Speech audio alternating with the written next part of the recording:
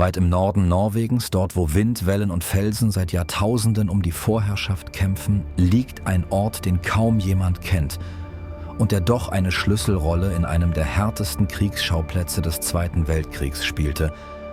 Hier oberhalb des kleinen Dorfes Eggum auf Vestvågøy errichtete die deutsche Luftwaffe 1944 eine Radarstellung, die zum strategischen Auge des Deutschen Reiches über dem Nordmeer wurde.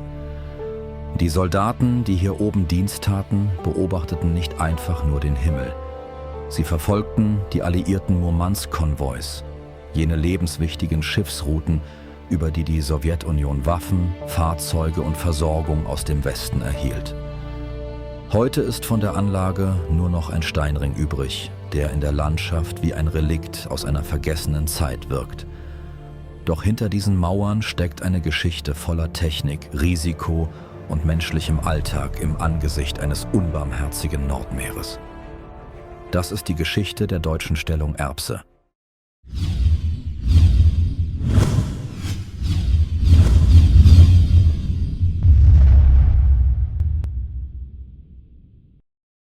Als die deutsche Wehrmacht 1940 Norwegen besetzte, wurde den Militärplanern schnell klar, dass die Lofoten mehr waren als nur malerische Inseln.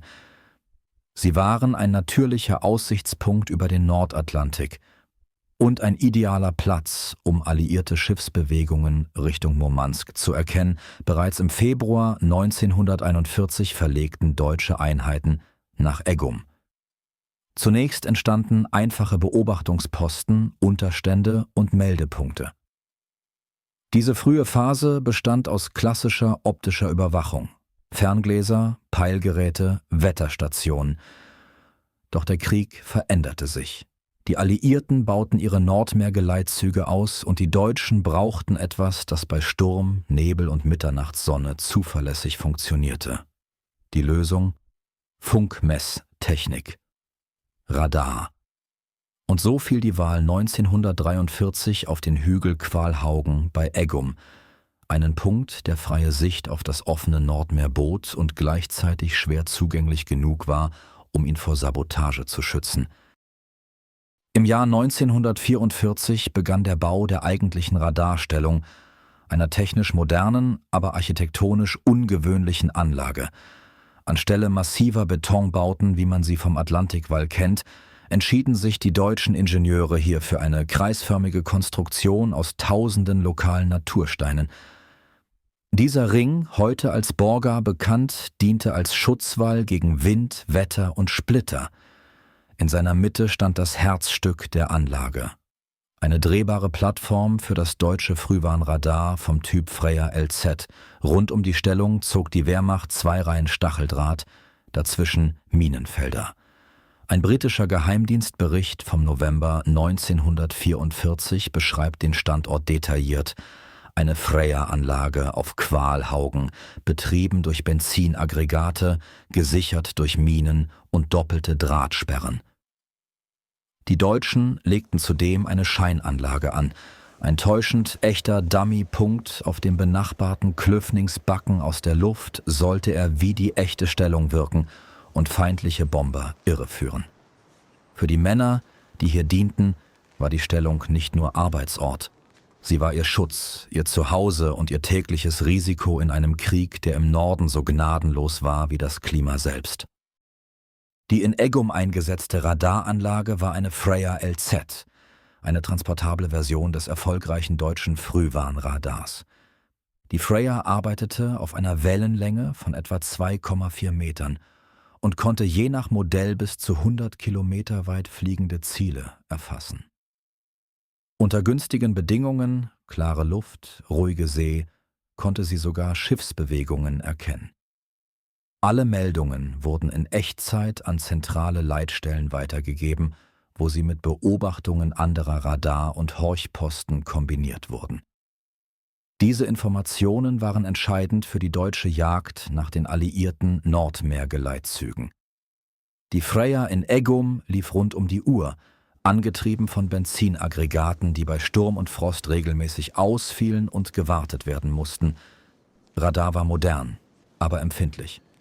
Für die Besatzung bedeutete das: Technikdienst in Schichten mit Öl, Kälte und dem ständigen Heulen des Windes als treue Begleiter. Die Besatzung von Eggum bestand aus etwa 20 Luftwaffenspezialisten, ergänzt durch Infanterie zur Sicherung der Stellung. Ihr Alltag war geprägt von Technik, Isolation und einem unberechenbaren Klima. Der Wind an West-Vosgueil erreichte oft Sturmstärke. Schnee fiel waagerecht, Nebel kam innerhalb weniger Minuten und im Winter herrschte tagelange Dunkelheit. Drinnen arbeiteten die Männer zwischen Oszilloskopen, Kabeln, Röhrengeräten und ständig vibrierenden Generatoren. Schichtsystem. 4 Stunden Dienst, 4 Stunden Pause. Tag und Nacht. Draußen kontrollierten Sicherungstrupps den Zaun, überprüften Minenfelder, hielten Wacht. Es waren junge Männer, viele kaum älter als 20, die hier in einer harten Umgebung eine unsichtbare Technik bedienten, von der ihr Leben abhing und über die kaum jemand außerhalb ihrer Einheit Bescheid wusste.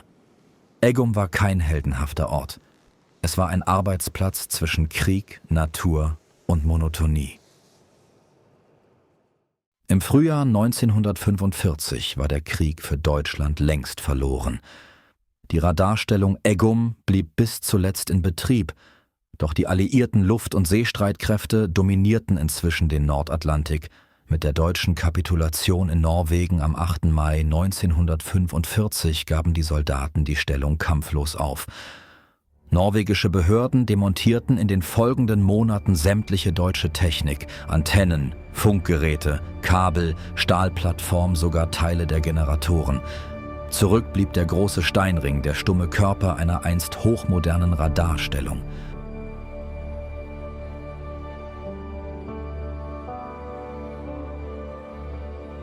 Die Radarstellung Eggum ist ein Ort, der Geschichte flüstert. Nicht mit dramatischen Ruinen oder gewaltigen Geschützen, sondern mit Steinen, Wind und Stille. Wer hier steht, sieht nicht nur die Überreste einer deutschen Radarstellung, sondern auch den Blick, den junge Soldaten einst täglich hatten, während sie versuchten, den Krieg im Norden zu kontrollieren. Ein kleiner Ort, eine große Geschichte, verloren zwischen Meer, Himmel und Erinnerung.